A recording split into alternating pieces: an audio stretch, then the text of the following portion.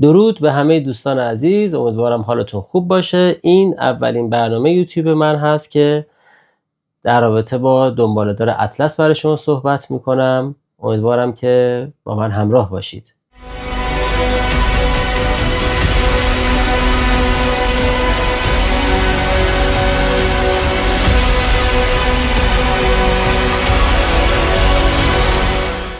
دنباله‌دار جدیدی که کشف شده اسم اون هست اطلس یا C2024G3. این دنباله‌دار توسط سامانه اطلس در تاریخ 17 فروردین 1403 کشف شده. این سامانه کارش اینه که سیرک‌ها و اجرامی که به زمین نزدیک میشن و احتمال برخورد به زمین دارن رو کشف بکنه که اونها رو به ما اطلاع بده. حالا در این بین دنباله‌دارهای مختلفی هم کشف میکنه که ما از دیدن اونها لذت میبریم. دنباله‌دار اطلس در تاریخ 24 دی ماه به نزدیکترین فاصله خودش از خورشید رسیده که این فاصله برابر با 13 میلیون کیلومتر بوده که البته در مقیاس منظومه شمسی ما تقریبا میشه 9 واحد نجومی که هر واحد نجومی هم برابر با 150 میلیون کیلومتر هسته. دوره تناوب این دنباله‌دار بر اساس محاسبات اولیه 160,000 سال تخمین زده شده، اما JPL محاسبات جدیدی انجام داده که نشون میده این مدت زمان به 600,000 سال افزایش پیدا میکنه. پس میشه گفت که ما دیگه فرصت دیگه‌ای برای دیدن اون نخواهیم داشت. این دنباله‌دار رصدش بسیار سخت هست و اینکه بشه اون رو به راحتی رصد کرد امکان نداره، به خاطر که به افق بسیار نزدیکه و امروز، فردا و پس فردا فرصت خیلی مناسبی که بشه اون رو رصد کرد.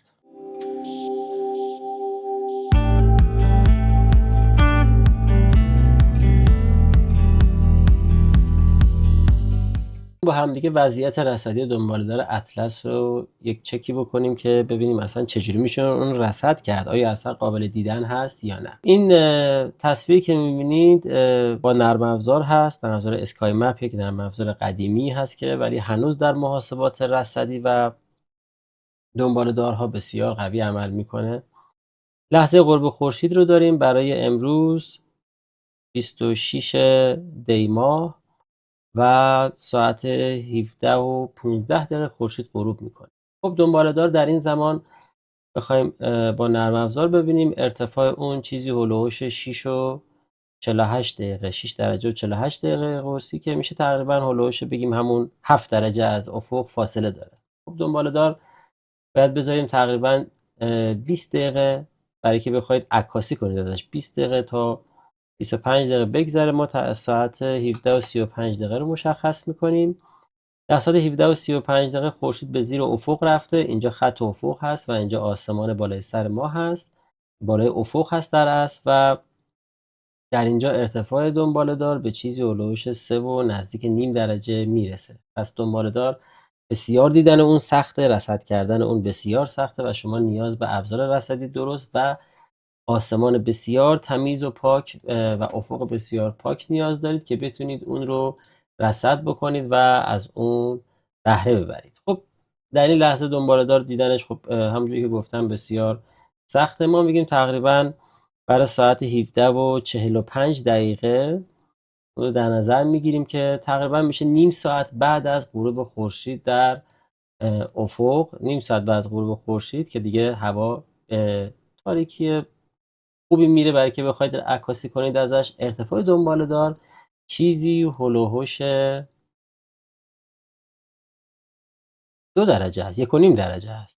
پس بهترین راه برای عکاسی از این دنباله‌دار اینه که شما در ارتفاع باشید و افق منفی داشته باشید که بتونید این رو یک عکسی ازش بگیرید که عکس مورد قبولی باشه. دنباله‌دار وضعیتش رو بهتون گفتم، رصد اون سخته، ابزار خیلی ابزار دو چشمی به دردش میخوره و باید موارد رصدی رو کامل بلد بشه تا بتونید اون رو ببینید. اما وضعیت اون برای فردا و پس فردا رو بهتون بگم. برای 27 دی ماه ببینید دنباله‌دار حرکت میکنه و برای 28 دی ماه پس داره همینجور به خورشید، وضعیتی که مدار اون داره جوری که فاصله اون از افق افزایش پیدا نمیکنه برای ما در نیمکره شمالی. پس برای دیدن اون امشب، فردا و یا پس فردا رو شما وقت دارید که از دنباله‌دار بخواید عکس بگیرید و اون رو ثبت بکنید.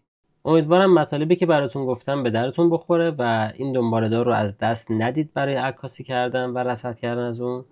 پیشنهاد من برای عکاسی از این دنباله‌دار استفاده از لنزهایی مثل لنز تله 135 میلیمتر، 85 میلیمتر و 200 میلیمتر هست که میتونه تصاویر خیلی خوبی برای شما ثبت بکنه. امیدوارم موفق باشید. خدا نگهدار.